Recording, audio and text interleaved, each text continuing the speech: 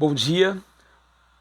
Esta quarta-feira eu quero dizer que é uma alegria podermos estar mais uma vez juntos e mais uma vez estamos para olhar na palavra de Deus alguns textos que podem nos ajudar a viver de maneira assim mais tranquila, de maneira com mais paz.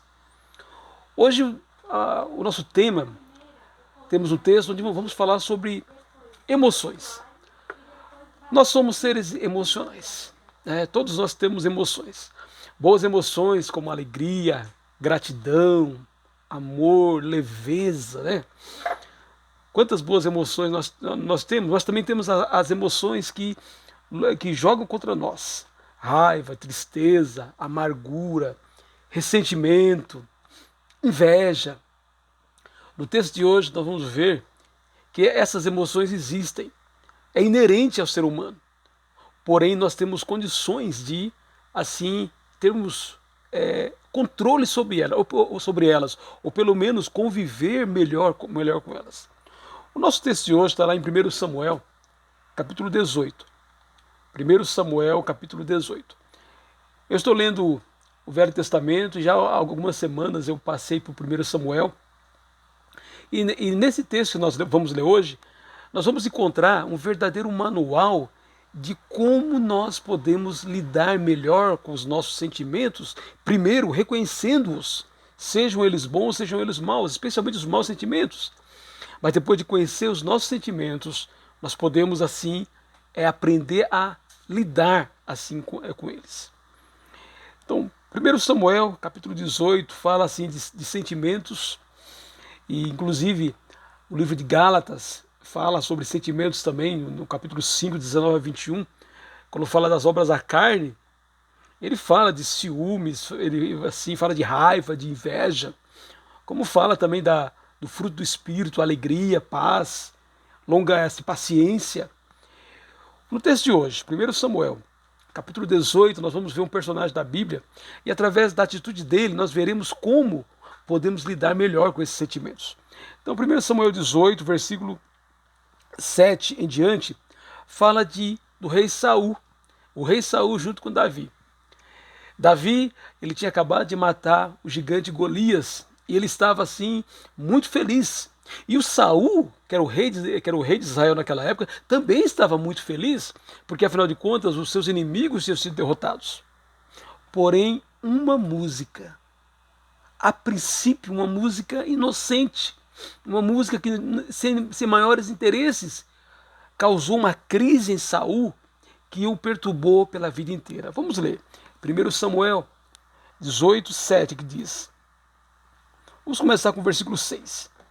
E aconteceu que quando eles estavam voltando para casa, depois de Davi ter matado o filisteu, as mulheres de todas as cidades de Israel saíram ao encontro do rei Saul, cantando e dançando, com tamborins, com alegria e com instrumentos musicais. As mulheres se alegravam e cantando alternadamente diziam: Saul matou os seus milhares, porém Davi os seus 10 milhares. Saul se indignou muito, pois essas palavras lhe desagradaram em extremo. Ele disse: para Davi elas deram 10 milhares, mas para mim apenas milhares. Na verdade, o que lhe falta, a não ser o reino? Daquele dia em diante, Saul não via Davi com bons olhos. Uma brincadeira inocente, assim, talvez feita em poema, em forma de poema, sem maiores pretensões, fez com que o Saul permitisse que sentimentos de inveja, sentimentos de ressentimento, sentimentos de ciúmes entrassem no seu coração, tanto que no texto seguinte diz que o espírito mau teve acesso a ele, exatamente porque aquele mau sentimento que ele sentiu com Davi fez com que ele começasse uma loucura que na verdade durou mais ou menos 13 anos. Durante 13 anos Davi teve que fugir de Saul, porque o Saul queria matá-lo, porque via em Davi um inimigo potencial, tinha medo assim de Davi. Eu quero em primeiro lugar Quem me conhece sabe que eu não assim nego emoções e mesmo as más emoções. Eu compreendo perfeitamente o sentimento de Saul, compreendo. Você já pensou? Afinal de contas, Saul era o rei de Israel.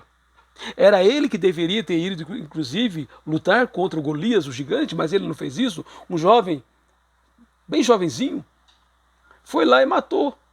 E quando o Davi volta, a gente vê as mulheres cantando: olha, Davi, Saul matou os seus milhares, mas Davi matou os seus 10 milhares. Claro que Davi não tinha matado 10 milhares, mas era uma maneira de enaltecer o feito de Davi. Sabe, isso parece uma coisa infantil. Você pode dizer, mas que bobeira, que sentimento bobo. Mas exatamente, é isso mesmo. Eu já vi amizades sendo desfeitas em razão de alguém sentir-se menosprezado em relação ao outro. Às vezes alguém tem um sucesso e o outro fica com inveja, fica com ciúme. E esse ciúme, essa inveja, como todos os sentimentos assim humanos maus que temos, se não for trabalhado, pode causar muito problema. Eu mesmo confesso, eu já tive, confesso com vergonha, claro, eu já tive inveja e às vezes acontece sentimentos como inveja, ciúme. Então, quando eu percebo isso, eu tenho que trabalhar esses sentimentos que muitas vezes tentam povoar o nosso coração. Eu acredito que você que está me ouvindo, com certeza já teve sentimentos que você não teve nem coragem de contar para ninguém, porque você sabia que eram sentimentos mesquinhos, humanos. Não vamos subestimar a capacidade humana de criar fantasmas e inimigos aonde eles não existem. Então Davi, ele sempre foi fiel a Saul. Mesmo Deus tendo escolhido ele como o próximo rei de Israel, o Davi nunca tentou usurpar, nunca tentou, vamos dizer, antecipar aquilo. Porém, a condição interna pobre de Saul o fez ver em Davi um inimigo em potencial. E por esse motivo, ele persegue Davi. Inclusive, ele deixa de reinar. Algo tão importante, ele deixa de governar Israel. E o seu projeto nos próximos anos será perseguir Davi, matar Davi. De maneira assim, implacável. Não é por menos que Jesus, lá em Mateus capítulo 15, versículo 19, diz que do nosso coração, não do órgão físico, mas daquela parte mais interna nossa, é de onde provém maus sentimentos como homicídios, assassinatos, inveja, entre outros. Ao sentir-se ameaçado por Davi, o Saul 3 vezes. Assim, a Bíblia fala que o Saul teve medo dele. Olhe comigo no versículo 12 desse mesmo capítulo. Saul tinha medo de Davi, porque o Senhor estava com ele e tinha abandonado a Saul. Versículo 15. Vendo que Davi tinha êxito, Saul ficou com medo dele. E o versículo 29. Então Saul ficou com mais medo ainda de Davi e continuamente foi seu inimigo. Veja bem, o Davi não era inimigo de Saul, mas Saul fez de Davi, assim, se fez inimigo de Davi e começou a persegui-lo. Primeiro ele tentou se afastar de Davi, tentou mandá-lo para que ele trabalhasse, que ele ficasse com o exército longe dele. Talvez uma maneira apropriada de lidar com os sentimentos quando esses nos traem. Mas depois, ele várias vezes, inclusive nesse mesmo capítulo, ele tenta encravar assim Davi com uma lança para se livrar do seu inimigo. Então, quando estamos nos sentindo inseguros por ameaças reais, ou muitas vezes, e olha que são muitas vezes as ameaças são imaginárias, precisamos buscar a ajuda de Deus. Ao contrário de Saul, porque ele ficou tão inseguro e tão preocupado com a situação que ele estava vivendo, que na verdade ele tentou usar suas próprias forças para dar um jeito assim em Davi.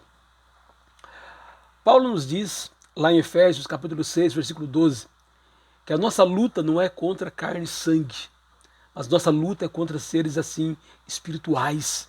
E seres espirituais do mal que muitas vezes tentam despertar em nós aquela parte mais ainda não convertida, tentam despertar em nós o ressentimento, a angústia. Às vezes nós passamos por algumas situações no passado, às vezes mesmo na infância, quando fomos assim menosprezados, quando fomos maltratados. E por isso que a nossa luta é uma luta interna. O tema de hoje é: temos um monstro a combater. E esse monstro a combater não são as pessoas, não é o seu colega de trabalho, meu colega de trabalho, não é o chefe, não é assim a esposa, o marido, às vezes quando tem problemas, não são os vizinhos. O monstro que nós temos a combater é aqui dentro. É aquela parte em nós que ainda não se rendeu totalmente assim ao senhorio de Jesus.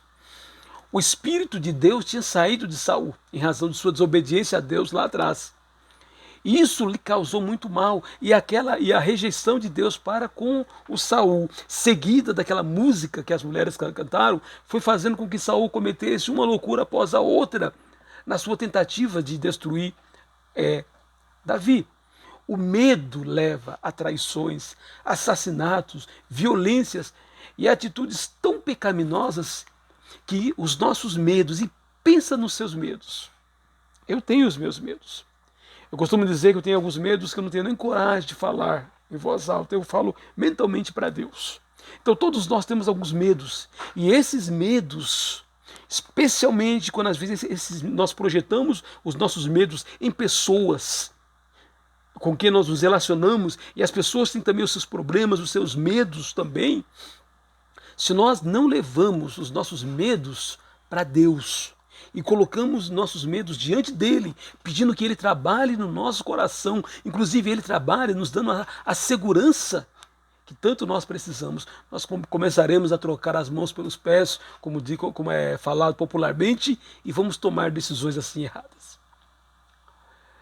Eu também quero falar um pouquinho que o Saul, ele não lidou com aquela situação de maneira apropriada.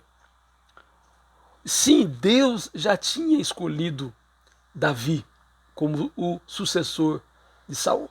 Saul já tinha sido rejeitado por Deus. E, em certo sentido, quando Saul resolveu perseguir Davi, ele estava lutando contra o próprio Deus.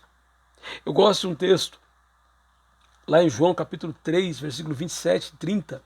Você lembra que João Batista ele começou a pregar o evangelho e ele era muito popular na sua pregação, mas chegou a Jesus e Jesus foi se tornando mais e mais popular a ponto dos discípulos de João começarem a seguir Jesus, e um dos discípulos perguntou para João se aquilo não deixava ele incomodado, quis na verdade provocar ciúmes em João Batista.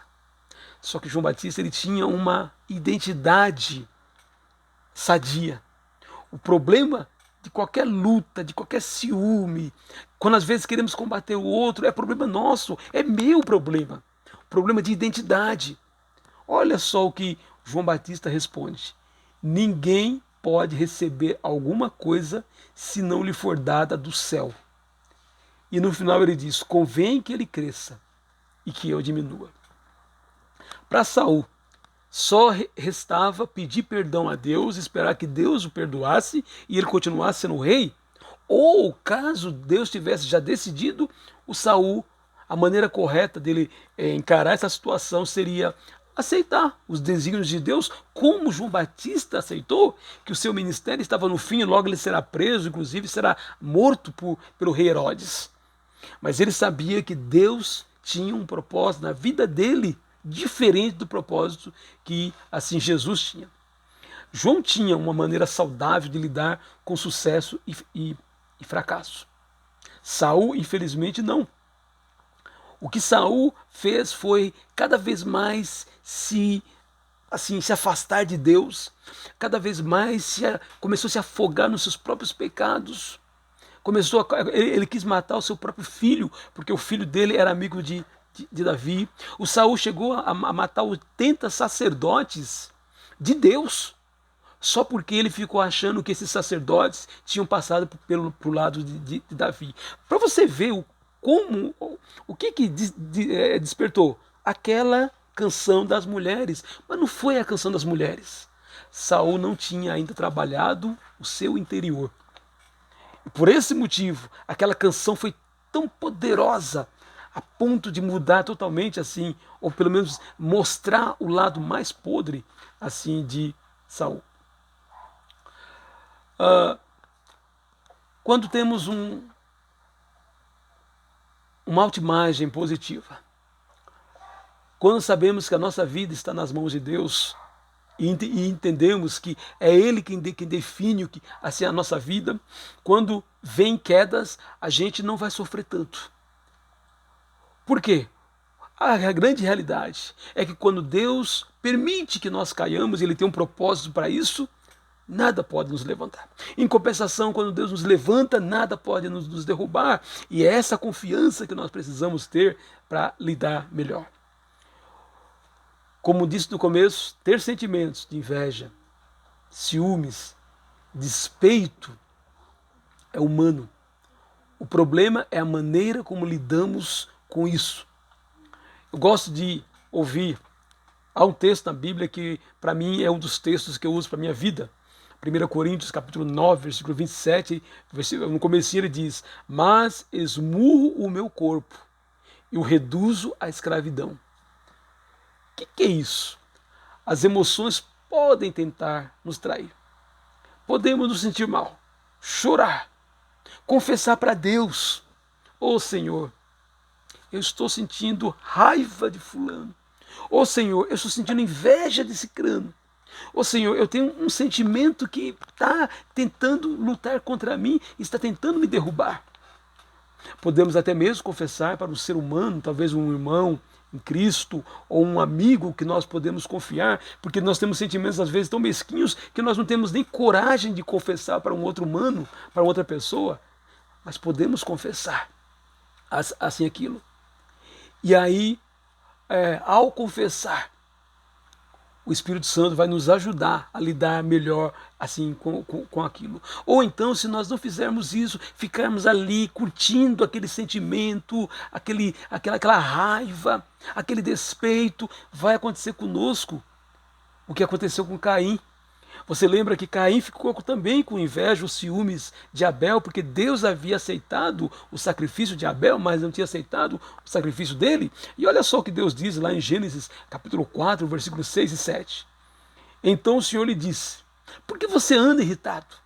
E por que essa cara fechada? Se fizer o que é certo, não é verdade que você será aceito? Mas se não fizer o que é certo, eis que o pecado está à porta, ou seja, a porta do seu coração. Eis que o pecado está à porta, à sua espera. O desejo dele será contra você, mas é necessário que você o domine. Caim poderia dominar os seus sentimentos mesquinhos e humanos. Deus não criticou ou não, vamos dizer, falou mal contra os sentimentos de Caim. Os sentimentos de, às vezes, ressentimento. Eu, às vezes, costumo dizer, quem me conhece sabe, às vezes eu falo da minha lista de desafetos, às vezes pessoas porque eu tenho às vezes sentimentos ruins, mas eu não tenho essa lista para fazer mal para a pessoa, eu tenho essa lista para apresentá-la diante de Deus e dizer: Senhor, me ajuda a lidar melhor com os meus sentimentos em relação a essas pessoas. Então, é normal a gente às vezes nos sentirmos como o Caim sentiu, como o Saul sentiu. Talvez o próprio João Batista, quando o discípulo foi dizer para ele: olha, Jesus está sendo mais popular que você, talvez internamente ele não tenha se sentido tão bem. Mas João Batista foi sábio e cortou qualquer tentativa desse monstro interno que nós temos de dominá-lo. Eu quero ainda finalizar dizendo que para você que um dia confessou Jesus como Senhor de sua vida, foi batizado em nome do Pai, do Filho e do Espírito Santo, você é recebido, você é habitado pelo Espírito Santo. E esse Espírito Santo tem condições de dominar o monstro que todos nós temos internamente. Inclusive a Bíblia diz, em Romanos capítulo 6, que quando somos batizados, nós crucificamos o nosso velho homem com Cristo lá na cruz. Porém, vez ou outra, ele tenta ainda nos dominar. E por isso que o livro de Romanos, do capítulo 8, versículo 13, o apóstolo Paulo diz que através do Espírito Santo nós temos condições de mortificar os feitos da carne. Porque uma vez ou outra, os pecados, os maus sentimentos, as más emoções tentam nos jogar contra Deus e nos jogar contra as pessoas. Mas graças a Deus temos o Espírito Santo, e você que é discípulo de Jesus, o mesmo Espírito que habitou Jesus, levantou ele dentre os mortos, a Bíblia diz, habita em você, habita em mim, nos dando condições de controlar esse nosso lado. Sim, estamos em processo de transformação. O discípulo de Jesus está sendo transformado, a Bíblia diz, de glória em glória. 2 Coríntios 3,18. Pode esmurrar o seu corpo com o poder do Espírito Santo, reduzindo a escravidão a Cristo. 1 Coríntios 9,27. Como eu já falei, vai fazer aos poucos, matando o velho homem, a velha natureza humana. E como Paulo, lá em Gálatas, capítulo 2, versículo 20, ele diz, logo já não sou eu quem vive, mas Cristo vive em mim. E ao viver em nós, Cristo vai ser cada vez Senhor nosso, inclusive, e vai nos ajudar a matar esse monstro interno que existe dentro de nós por causa do pecado que entrou no mundo, assim, lá no Jardim do Éden. E finalmente esse Espírito Santo quer infundir em nós a santidade divina de Deus. 2 Pedro, capítulo 1, versículo 4, diz que Deus tem um propósito, que é que nós tenhamos a natureza divina habitando em nós. Como eu desejo isso? Ser habitado totalmente pela natureza divina. Ser controlado totalmente pelo Espírito Santo. Porém, eu reconheço, não depende de mim. Eu não tenho força para isso. Os maus sentimentos vêm. O monstro interno às vezes quer assim aparecer, quer me dominar. Mas através de uma vida de leitura da palavra de Deus diária, através de uma vida de oração, pedindo a Deus força para vencer esse mal, uma vida confessando as minhas mazelas. Todos os dias eu preciso confessar ao Senhor, e às vezes alguém de confiança, as minhas mazelas, assim, ainda internas, os monstros que às vezes ainda querem me dominar. E confessando isso a Deus, confessando uns aos outros, tenha certeza, nós vamos lutar. Mas a cada dia eu e você podemos nos aproximar mais e mais da natureza divina. No final da vida, chegaremos lá no céu, cheio de escoriações feitas pelo pecado, por esse monstro que às vezes ele quer tomar posse de nós, mas vitoriosos, prontos para a transformação total que experimentaremos para habitar com Jesus as regiões celestiais. O que não podemos é desistir. O que a Bíblia chama vigia, luta contra esse monstro interior, primeiro matando na cruz, através de uma identidade com Jesus que acontece quando somos batizados, e depois quando recebemos o poder do Espírito Santo diariamente. Nós podemos nos vigiar e mortificar os feitos da carne, ou seja, os feitos desse monstro que habita ainda em nós e que às vezes ainda tenta nos dominar. Que nesta quarta-feira possamos viver um dia pensando desta maneira.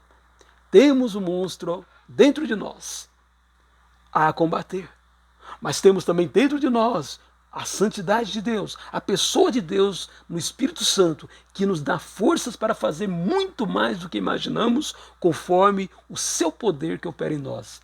Efésios capítulo 3, versículo 21. Se você quer ter essa mensagem por escrito, entra lá no portal igrejadecristo.net, e lá você terá essa mensagem que você poderá compartilhar com quem você quiser.